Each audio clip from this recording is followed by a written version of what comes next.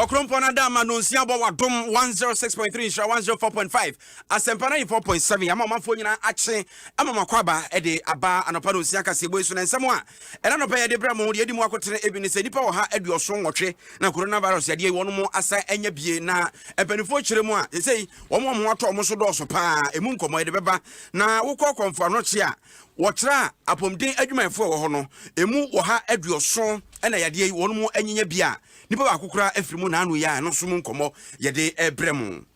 Abushia kasiebo musu ya beti se wo ko handan ya emma ya mi ni fiewura sankrata fiewura yi mi ne magu abonten digital ye de ko eda hanimu beyire sebenta wo kuremu na unim se edom kuma wo memra se bedwa fie no no masori agina twentoma si wo mo se ye no ane se na men se GBC Ghana Broadcasting Corporation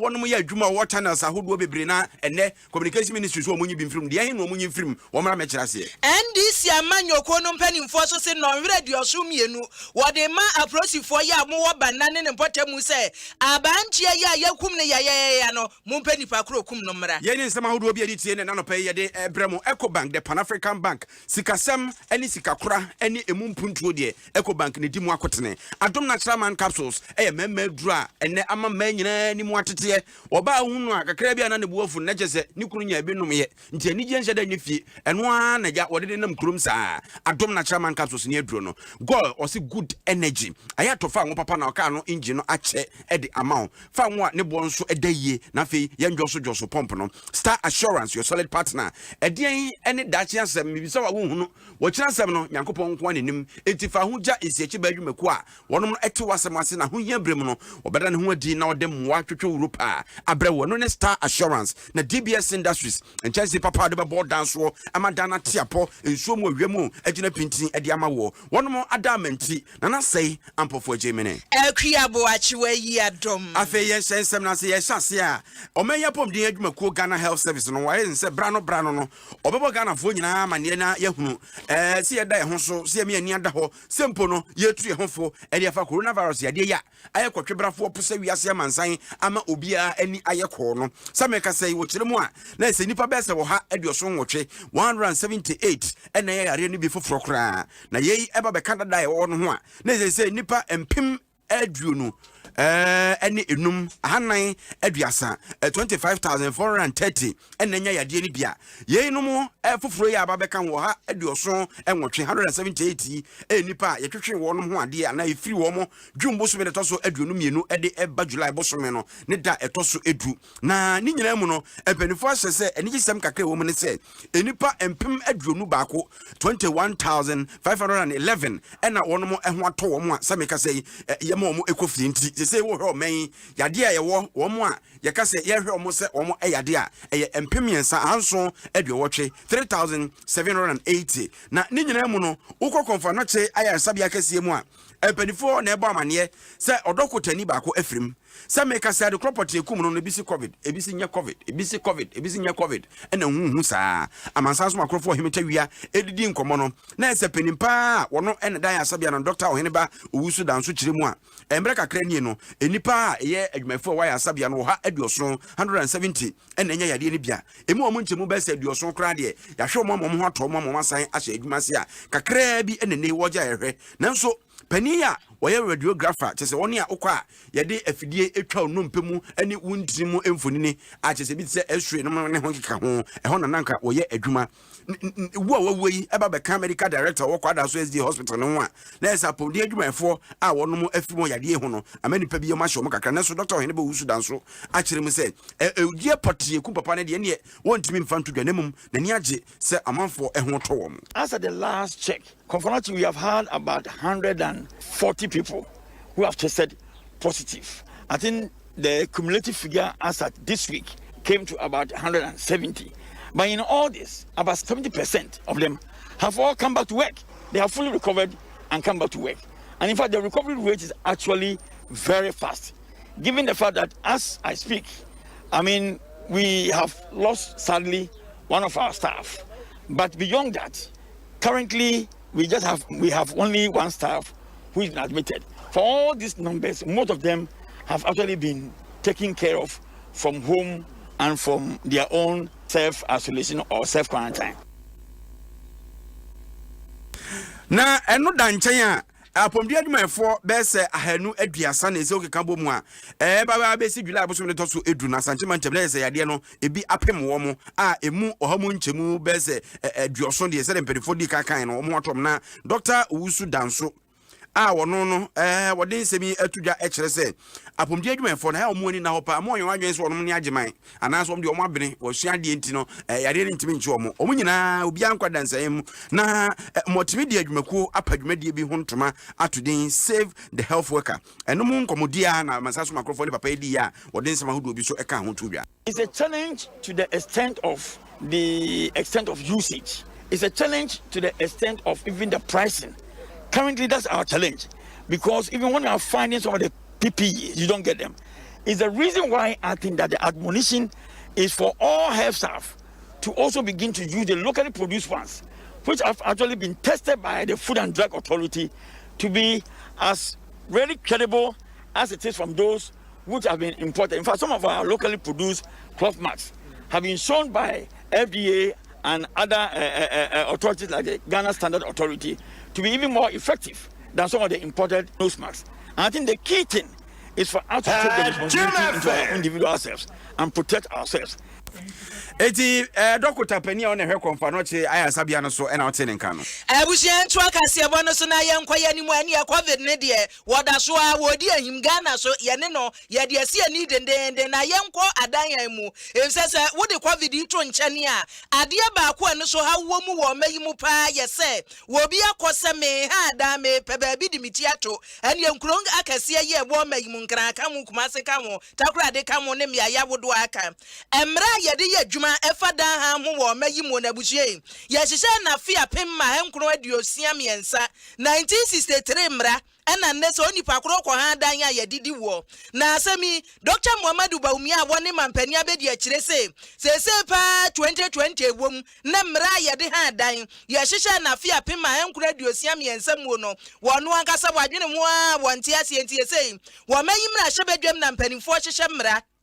no wadi akoto honomo no wadi du honomo a rent control anasa kwanye fa so ha da wo mayi mu ene ya baabi ya mpanimfo a wonum heda ha so wo so wote ase odu tema station ene ankonwa a wote so watena wa moto abobbo ntokuro wom dan mu we mu abisa se nipa tim Dr. Muhammadu Baumia se saade ni nyina tuo betwa esan mre abode kwamra hyebedwamu no waye ho adwuma na ne enti ode asemi tu dwa no abusu entie mu. The people who come here want their problems to be solved. But as Honorable Atachia has kept saying, the heart of the problem is one of adequate supply of housing in our country. That is the heart of the problem. So we are going to have to look at addressing that particular issue, which is so close to his heart. And Honorable Atachia has been pushing this issue in cabinet and elsewhere on improving the supply of housing stock in the country. That is very fundamental. The issue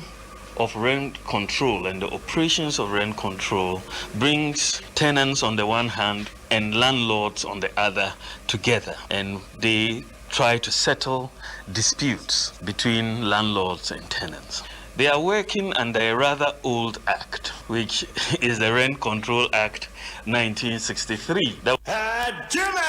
Abusia mampani abedi atie nu no na wan fancy wonu mo a wo wie no odan no ho ehwe fie wurafo a wonu gi advance emfie miensa enkra brabo emfie nan wo se fa to onye sa dan me mfa ma ebi kuro de am wafe afi wo de ma wo 200 cedis fi beto so a wo se meje 500 mampani abedi akire se sa atimodenfo fie wurafo ni nyina mra wo mayi mu o na emra dada no amu ni so no muni die sie de badwan na woni pakoro wo yiro kwani achi na anu fie wura achemota wono wo hyehyɛ no se busiri adi tuo kun wo bi obi achi ni fie no wo se sa de bone sa suba kanka ni nyina no emrai wo bewe se besomu do is to improve the operations of the rent control of office. As I've gone around and as I've observed, it's very clear that so many of these queues that we see here can be avoided through digitization of the operations of the rent control office. There's really no need for everybody to queue here to lodge a complaint. You could do it online. You can just put your complaint online. We need a database that works from all landlords, all tenants, and the tenancy agreements. Ebushia papa digitization no wa shase report o de konsase ho say what dey do dan ho fiewura ye digital ntu ye fiewura now digitize ya hwe ye fie no ne ebo yenko nana yento aso na yenko yanim na yekọ yanim a na no ne beto dwa se Ministry of Communication adwumaku a wonom na hwe enkrato dwumadie nyina so o memu no womo ede ama Ghana Broadcasting Corporation say enumanimu ya channel ahodo a onom wo no ayensia no wonte so mane nka miensa na miensa na omonte so no sa ade a omo ye no mfaso nhye dani so ana sempo eba banka ana sete se ne de ne enchiremu no nhye da mai ne dom kuma wo memra hye fie no ye woni a ekasa ede fa nkrato ho no se na fe de aban we kura de na che se ade pa bia wo tu na nita asiso ase no ese bedi wa pa na Sam George a wo no na ja dom kuma no no ya otakasa pa e fa nkrato ho na echiremu se ade a aban yi odwene ho awonte ase nkanka Communication Ministry ye ka Ghana Broadcasting Corporation a ese Ministry of Information amane bo aso ye na sentie ye dan ene ono tra wo mo so e ba be hye merakete pekwan bia fa so e de begu GBC so enti yenti ase na yenti ase enso se wo betam adwuma say a Ghana for betumi aye no e da koma China for the empne. What is going to happen to the workers of GBC adwuma for wo mo ye adwuma was our stations no wo mo ye production ni ade no what happens to them as media houses? Over the past 3.5 years, the attempt to clamp down on media houses. It started with 131 radio stations. Which one say, now 131 radio stations are clamping one more down. No, my colleagues need be a woman, and now the interference of Joy FM, one frequency, no, with Asasi FM. Enti asem no ya de se de Sam George kan se ma mes lo su de otum so be gu adwuma a je so gusu a egukọ wo meye why na dwen so be gu bia kan pa cho yesumi live on Facebook and YouTube nti kan ho na fe hwe ho fa de kan news no ma wo na unim se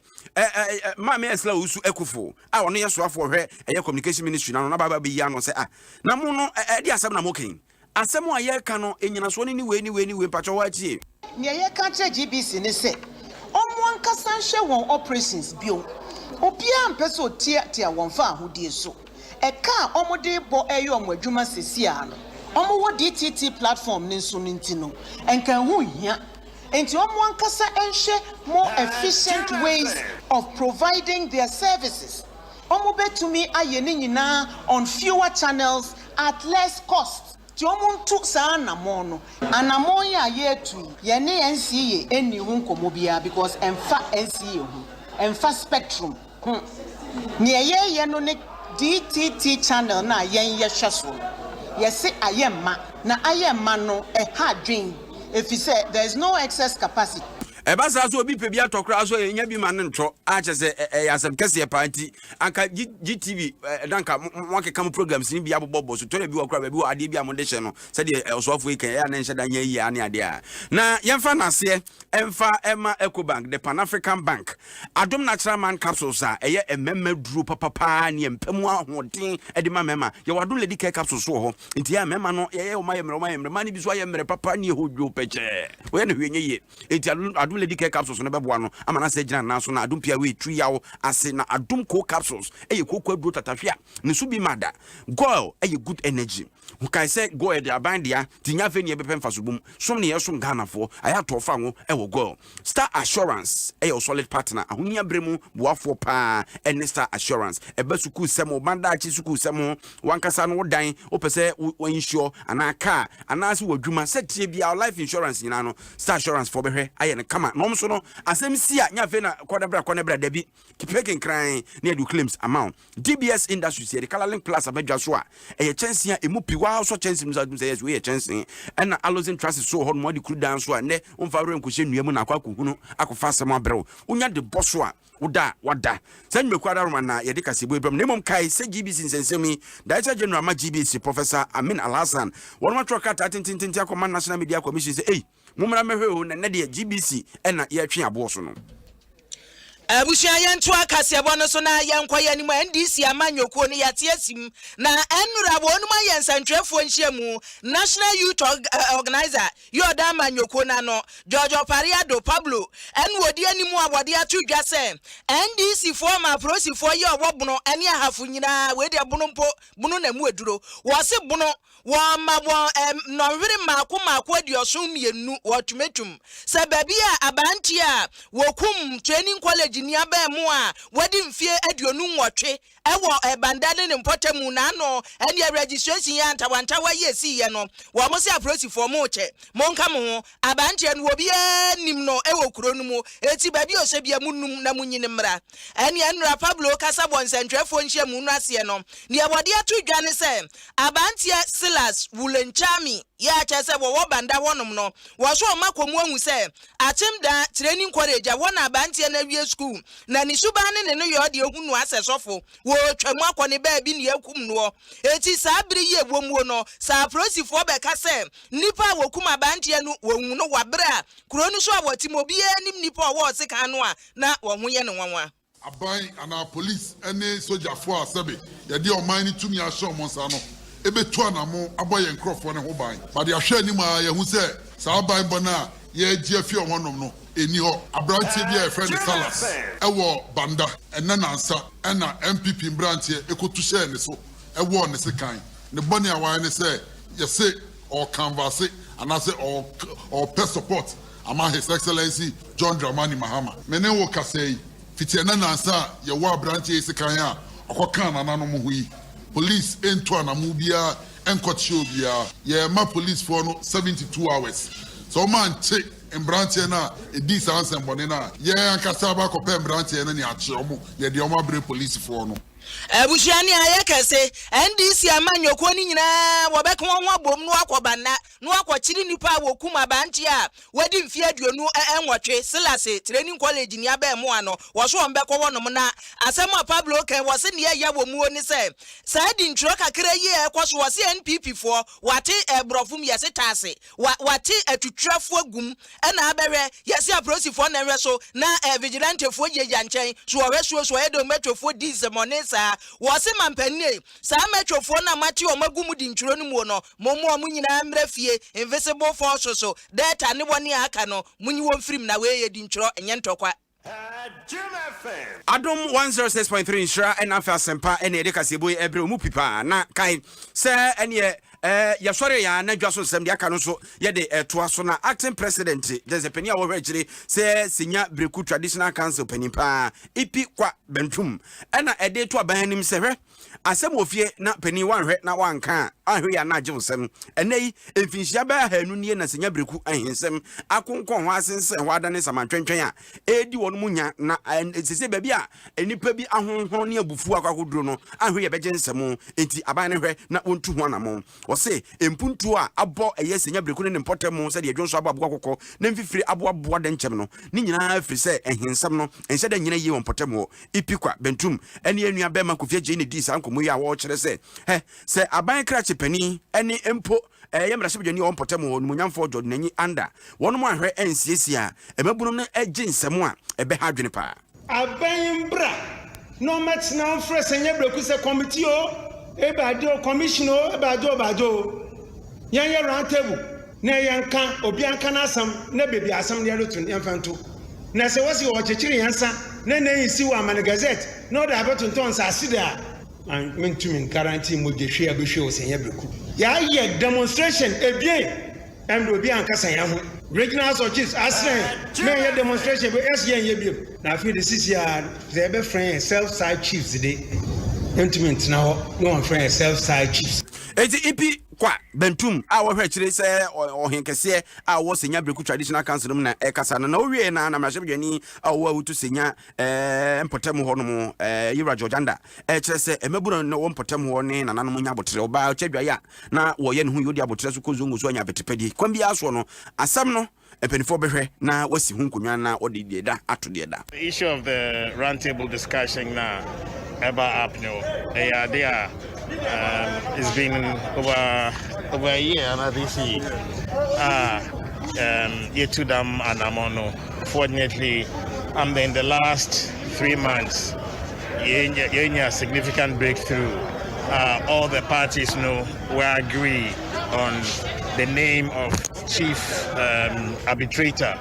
another chairman of committee of 3 now will resolve that issue. Enti enchebia asem no mbehu ne nu abubre yemfa na sema Ecobank. Adom chairman comes to free dependable herba home. Go Star Assurance na DBS Industries. Anope na say ampo for Gemini. Kriya boa chiwe yi Adom. Yede mo asi